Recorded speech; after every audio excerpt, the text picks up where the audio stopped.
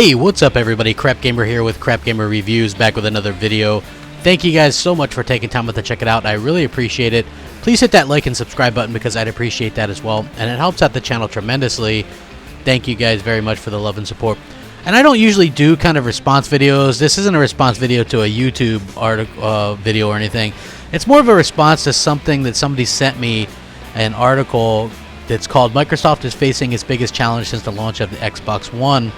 And basically it goes on to talk a lot about like the scalebound cancellations and E3 2014, which granted probably wasn't the best E3 considering some of the things have been canned since then. But with that being said, it's definitely not disastrous in any way. If you look at E3 2013, it's right after Phil Spencer took over. A lot of the stuff that was being worked on prior to that was Don Matrick's doing, and obviously Phil Spencer has a different philosophies. And the other thing about this article in particular, which I will link it, and you guys can read it over. Usually I'm cool with like opinion pieces and stuff like that, and you know, at the end of the day, it is all just opinion. But he goes on to say it's a marked difference from last generation. When you think about it, the 360 managed to pull in a lot of platform exclusives from Microsoft, and a lot of them were remarkable high quality. There was Blue Dragon, Alan Wake, Left 4 Dead, Fable, Viva Pinata, Lost Odyssey, and more, besides a catalog of unique and truly great titles, etc., etc. Now, first of all, I'll say, like, Blue Dragon, they paid out the ass for. Alan Wake, obviously, you know, they got their Alan Wake of this generation from Remedy, which is Quantum Break. Left 4 Dead was a thing that came about simply because Gabe hated the PlayStation 3 architecture, so that was basically it. Fable, yes, there was a couple good Fables. Viva Pinata, like, I love Viva Pinata, but I don't think anybody really was like, hey, yo, yeah, Viva Pinata.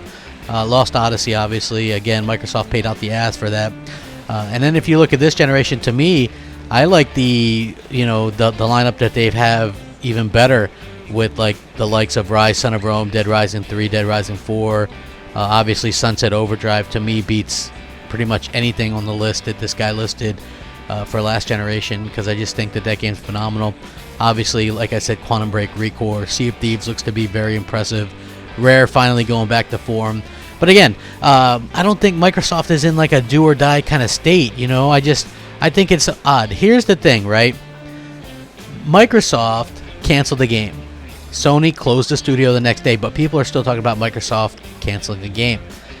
You have Nintendo literally release a new console that's coming out within, what, a month and a half, and there's only 3 games that are launching with it, but people are talking about Microsoft's canceled game. Do you understand the frustration that comes from that? Like, Sony cancels games, Sony closes studios, but we're still talking about one game that Microsoft canceled, one game that was over budget, a JRPG. I was looking forward to the game, but come on people, let it go. To say that they're facing some huge crisis, you know what I mean, is absolutely ridiculous. They're not facing a huge crisis. It's not the end of the world. Xbox will go on. We're getting multiple games this year, and just because you might not like some of the games doesn't mean that they're not good games. Just because I don't like, you know, a lot of Japanese RPGs or anything doesn't mean that you might not. You know, that's just the way it is.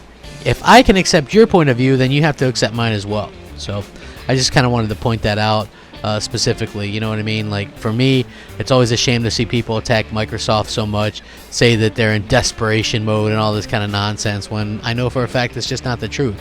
You know, the Xbox is going to be fine. They're going to launch the most powerful hardware ever created this year. They've got plenty of games. Developers are going to flock to Xbox Scorpio. They're going to have the best version of multiplats. People are going to want to develop for that, and it's going to look good, and people are going to want it.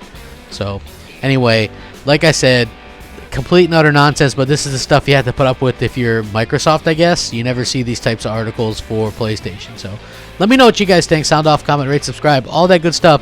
Rack 'em up. Thanks for watching. Crapgamer out.